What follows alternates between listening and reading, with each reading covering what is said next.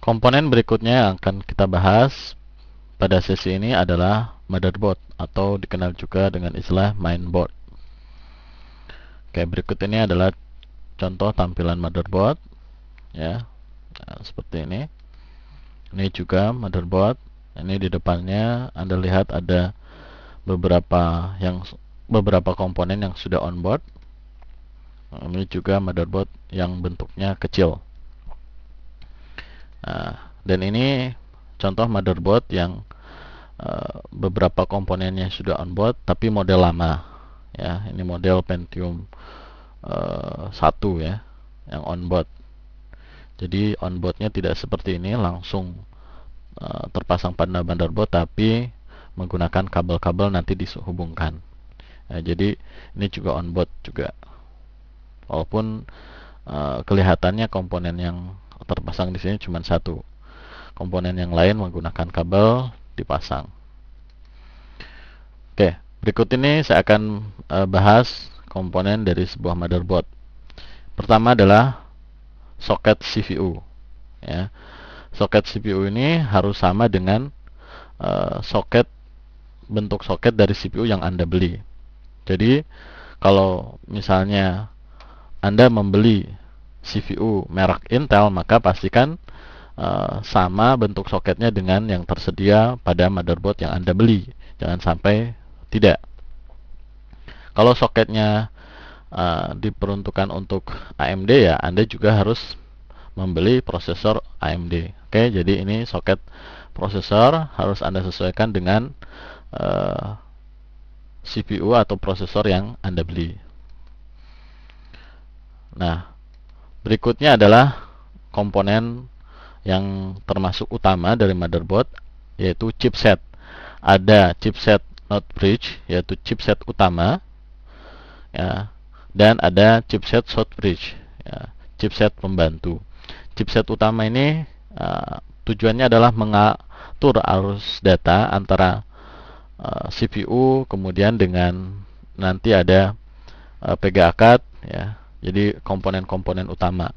Sedangkan chipset short bridge ini mengatur alur data selain yang diatur not bridge. Jadi yang utama itu alur ke CPU, RAM, kemudian ke PGA. Ya. Apabila sebuah pabrik prosesor mengeluarkan seri terbaru, biasanya akan dikeluarkan juga ya, chipset not bridge ya, yang terbaru yang mensupport prosesor keluaran tersebut, ya, keluaran terbaru tersebut.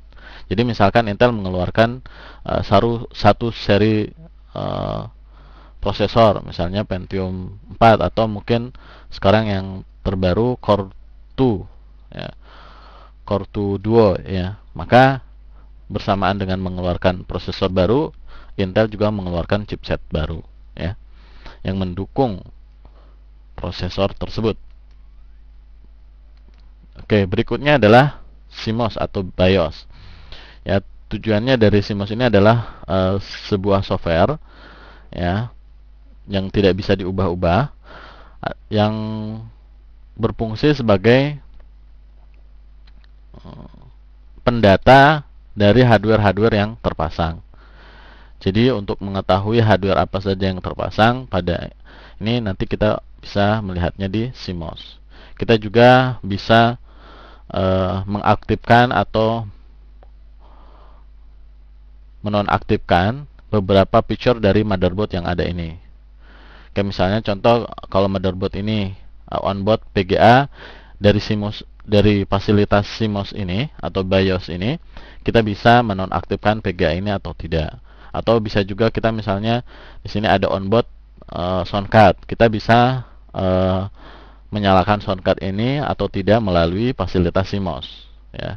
Jadi CMOS atau BIOS ini nanti berbentuk semacam software, ya. Oke. Nah, supaya konfigurasi yang terdapat pada CMOS ini terus tersimpan, maka diperlukan baterai. Oke. Oleh karena itu, misalnya Anda memiliki komputer, kemudian tanggalnya itu kan terus berganti sesuai dengan tanggal yang ada. Itu kenapa? Padahal komputer kan sering juga mati gitu loh. Itu kenapa bisa seperti itu? Karena ada baterai CMOS-nya ya. Jadi tanggal misalnya sekarang tanggal 1, kemudian komputer dinyalakan, besok kita nyalakan lagi udah tanggal 2. Itu karena CMOS yang bekerja ya. Nah, kemudian ini adalah slot untuk memori.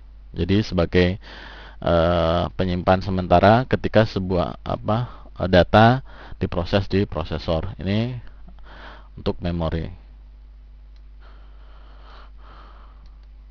Nah, kemudian ini adalah paralel untuk hard disk atau optical disk. Jadi untuk memasang hard disk jenis paralel ya bisa pada port ini, hard disk paralel atau hard disk ID ya, IDE. Atau juga optical disk seperti CD-ROM ya, DVD-RW, kemudian DVD-ROM dan sebagainya. Ini di optical disk, ini port yang tersedia. Port ini biasanya ada dua ya, yaitu port yang primary atau utama dan secondary ya. Primary, satu port ini bisa untuk dua hard disk atau dua CD-ROM. Jadi nanti ada primary master, ada primary slave. Jadi yang satu master, yang satu slave. Begitupun juga yang secondary bisa untuk dua hard disk atau optical disk. Jadi ada secondary slave dan secondary master. Oke ya. Kemudian berikutnya adalah ini sama juga port untuk hard disk tapi jenisnya SATA. Nanti masalah hard disk akan kita bahas tersendiri.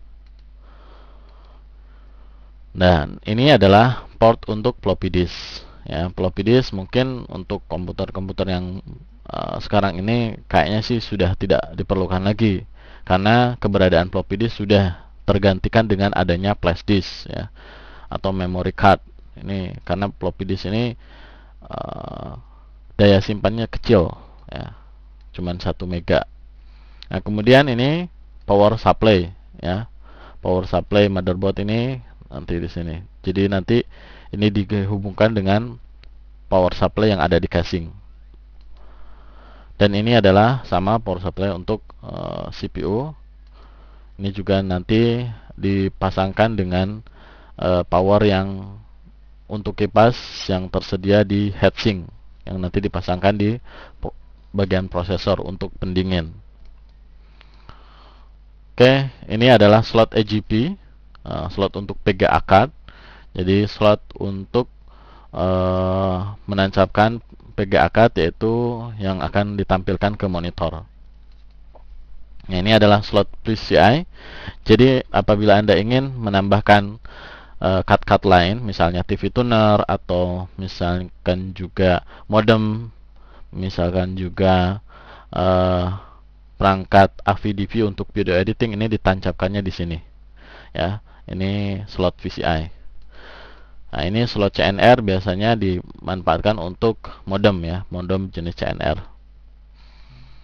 Nah, ini ada port audio analog karena sound card yang ada ini adalah motherboard yang ada ini sound cardnya sudah on board ya, jadi ada di sini port untuk analog. Nanti dipasangkan dengan port analog yang ada di CD-ROM atau DVD-ROM. Nah, ini ada front panel, yaitu karena motherboard ini jenisnya ATX, jadi menyalakannya dari motherboard bukan dari power supply-nya. Jadi ini ada nanti ini terlalu kecil, nanti ada untuk menyalakan, mereset, atau untuk indikasi lampu hard disk. Ya, di sini ini disambungkan nanti adanya dengan casing ya. Kita bahas nanti ketika membahas tentang casing. Nah, berikut ini adalah port-port yang tersedia di belakang motherboard. Ini port untuk mouse biasanya warnanya hijau. Ini biasanya untuk keyboard yang warnanya ungu. Nah, ini adalah port PGA ya. Ini karena PGA dari motherboard ini sudah onboard. Jadi ini tidak diperlukan. Bisa saja ini dipakai, tapi ini dinonaktifkan dulu. Jadi ini PGA-nya. Kemudian ini USB. Ini port audio atau sound card. Ini untuk nanti disambungkan dengan printer paralel, printer model lama ya. Karena untuk yang baru biasanya printer sudah menggunakan USB. Dan ini port untuk LAN, jaringan. Berikut lagi ini kalau ada seperti ini untuk audio digital. Ini untuk port serial. Misalnya kita bisa menghubungkan dengan modem eksternal. Ini adalah jenis slot untuk PGA yang baru, yaitu PCI Express 16 kali. Jadi kalau sebelumnya ada slot khusus untuk PGA yaitu IGP. Nah, untuk yang terbaru sekarang adalah slot PCI Express. Ini adalah PCI Express 1 kali. Kalau ini PCI saja. Oke. Nah, ada beberapa hal yang harus Anda pertimbangkan ketika membeli sebuah motherboard. Saya tidak menyarankan motherboard dengan merek tertentu karena yang paling penting adalah chipset dari motherboard tersebut apa. Misalnya karena Intel ya, misalkan Intel itu juga membuat motherboard juga prosesor, tapi kita tidak mesti menggunakan motherboard merek Intel, bisa saja menggunakan merek yang lain, misalnya Asus atau ECS atau apa saja. Yang kita harus perhatikan adalah apa chipset dari motherboard tersebut ya. Bisa saja mereknya Asus, chipsetnya Intel. Merek Asus, chipsetnya misalnya SIS ya. Ini beberapa merek chipset yang biasa digunakan untuk motherboard. Nah, ini Nvidia dan ATI ini adalah chipset yang dulu fokusnya adalah untuk PGA, sekarang dia membuat juga chipset untuk motherboard. Oke. Kemudian kita juga harus perhatikan FSB yang didukung. Jadi misalnya FSB dari prosesor yang kita beli adalah 533, maka pastikan bahwa motherboard tersebut juga mensupport FSB 533.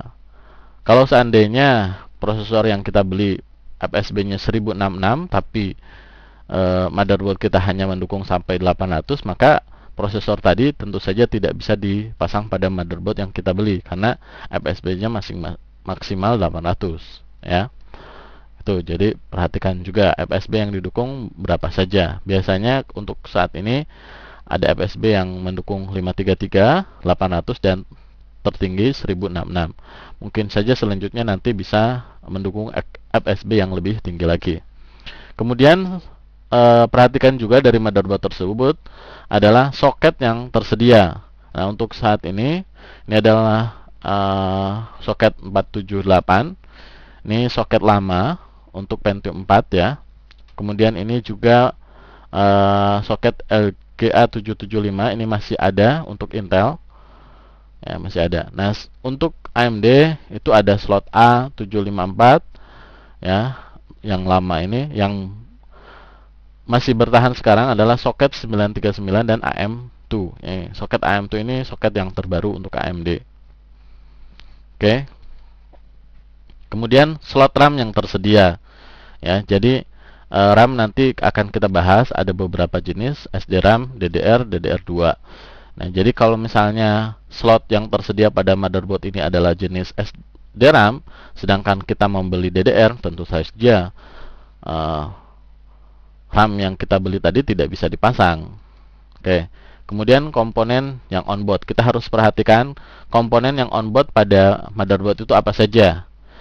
Umumnya untuk motherboard yang kelas ekonomis itu sudah ada PGA, audio, LAN, bahkan modem ya. Sedangkan untuk yang sedikit menengah itu biasanya PGA tidak onboard. Jadi PGA kita harus beli lagi. Tapi untuk yang ekonomis biasanya sudah ada PGA, jadi tinggal kita nambahkan prosesor dan RAM, kemudian kasih harddisk, sudah komputer sudah bisa jalan. Oke, untuk motherboard yang kelas ekonomi. Nah, kemudian kita juga harus perhatikan kelengkapan dari port I/O. Misalnya, di sini kalau kita masih memiliki printer model lama seperti Dot Matrix Epson LX300, maka pastikan harus ada I/O untuk printer tersebut. Karena biasanya ada motherboard yang baru yang sudah menghilangkan fasilitas ini. Oke, jadi kemudian misalkan kita akan menggunakan USB yang cukup banyak, misalnya ada USB yang untuk printer, kemudian bisa juga USB yang untuk scanner dan sebagainya. Pastikan kalau ingin komponen USB yang terpasang banyak, maka port USB yang tersedia pada motherboard juga harus banyak. Nah, kemudian hal lain yang harus kita perhatikan ketika membeli motherboard adalah jumlah slot ekspansi yang tersedia, yang seperti ini. Jadi misalnya kalau kita ingin memasang TV tuner, kemudian alat untuk mengolah video, satu lagi misalkan modem, maka pastikan kita memiliki slot ekspansi yang cukup. Kalau seandainya ini hanya tersedia satu ya slot PCI-nya, tapi kita ingin memasang misalkan TV tuner internal, kemudian modem, kemudian alat untuk editing audio video, tentu komponen komputer tersebut tidak bisa dipasang karena tidak tersedia slot yang tersedia. Ya. Kemudian perhatikan juga slot hard disk atau optical disk yang tersedia. Karena untuk motherboard yang baru biasanya optical disk yang tersedia hanya satu, karena sekarang hard disk sudah banyak menggunakan SATA, tidak menggunakan paralel ATA lagi. Oke, jadi itu perhatikan.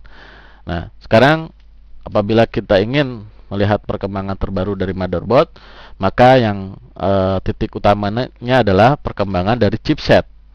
Ya, chipset, node bridge, dan short bridge. Ada beberapa perusahaan yang biasa membuat chipset untuk baik untuk platform Intel maupun platform AMD. Seperti kalau Intel, jadi selain mengeluarkan prosesor, dia juga mengeluarkan chipset node bridge. Dia juga selain mengeluarkan prosesor, mengeluarkan chipset baik untuk prosesor VIA sendiri maupun chipset untuk AMD dan Intel. Kemudian SIS juga mengeluarkan chipset ATI, begitupun juga Nvidia. Jadi kita nanti untuk melihat perkembangan motherboard, maka lihat saja chipsetnya apa saja. Kemudian yang didukung, teknologi yang didukung oleh chipset tersebut apa saja. Kita bisa melihat di situs masing-masing pembuat chipset ini. Oke, sekarang kita akan menjelajah situs-situs dari pembuat chipset untuk motherboard. Pertama adalah kita Intel. Ya, Anda bisa melihat pada bagian produk, kemudian pilih chipset. Ya, pilih chipset untuk desktop. Nah, di sini ada beberapa pilihan. Ya, dikelompokkan ada chipset yang diperuntukkan untuk kelas performance. Di sini ada Intel 975 Express dan sebagainya. Anda bisa mengklik untuk melihat deskripsi dari chipset tersebut. Kemudian juga ada untuk kelas mainstream atau kelas menengah dan kelas value atau kelas ekonomisnya. Oke. Jadi ini chipset yang disediakan oleh Intel jadi cukup banyak. Kemudian kita coba lihat lagi di chipset pada ATI ya. Biasanya ATI ini menyediakan chipset untuk AMD, walaupun tersedia juga chipset untuk Intel. Nah, Anda bisa mengklik di sini ATI Product and Technologies. Jadi alamatnya ati.com, maka secara otomatis dia akan berubah menjadi ini ati.amd.com karena ATI baru diakuisisi oleh AMD. Kemudian Anda coba pilih motherboard with ATI chipset. Nah, hasilnya adalah ini. Jadi ada beberapa ini motherboard for multi GPU ya. Express 3200 ini tersedia untuk soket AM2 dan 939 ya, soketnya ya. Ini juga ada. Nah, ini untuk Intel. Oke. Coba kita lagi untuk SIS. Ya, untuk SIS ini saya pilih produk, kemudian pilih di sini desktop PC chipset. Ya. Untuk kelas Intel ya, ada Intel Core 2 core ini tersedia ini chipset serinya. Oke. Untuk Pentium 4 ini serinya yang tersedia. Sekali lagi Anda bisa mengklik untuk melihat deskripsinya, dan chipset untuk AMD ini. Sedangkan nah ini adalah chipset Southbridge ya. Chipset Southbridge yang memang tidak terlalu banyak berubah. Yang paling sering berubah adalah chipset untuk North Bridge-nya ya. Chipset untuk North Bridge disesuaikan dengan perkembangan prosesor. Oke, kita lihat lagi untuk VIA. Chipset yang disediakan oleh VIA itu untuk kelas AMD ini ada beberapa seri chipset. Untuk Intel juga ada beberapa seri, Anda bisa mengklik, dan untuk prosesor yang dia buat sendiri juga ada chipset tersendiri. Oke. Jadi Anda bisa lihat di sini ya perkembangan chipsetnya. Kemudian untuk Nvidia juga menyediakan chipset untuk motherboard. Ya, di sini ada NForce 600 series untuk Intel, 500 series untuk AMD. Ini Anda bisa baca ya. Oke. Jadi itu perkembangan chipset motherboard. Sekali lagi, perkembangan motherboard ditentukan dengan perkembangan chipset. Setiap keluar seri terbaru dari sebuah prosesor, maka akan dibuat juga chipset yang mendukung prosesor tersebut. Oke, demikian tadi penjelasan saya tentang motherboard. Intinya komponen utama dari motherboard adalah chipsetnya, yaitu chipset North Bridge, yang chipset utama, dan South Bridge. Nah, saya menunjuk chipset ini terhalang oleh pendinginnya. Ini aluminium pendingin. Sebenarnya bentuk chipset adalah seperti ini. Kenapa dikasih pendingin? Karena beban kerja dari chipset ini cukup banyak, hampir sama dengan prosesor ya.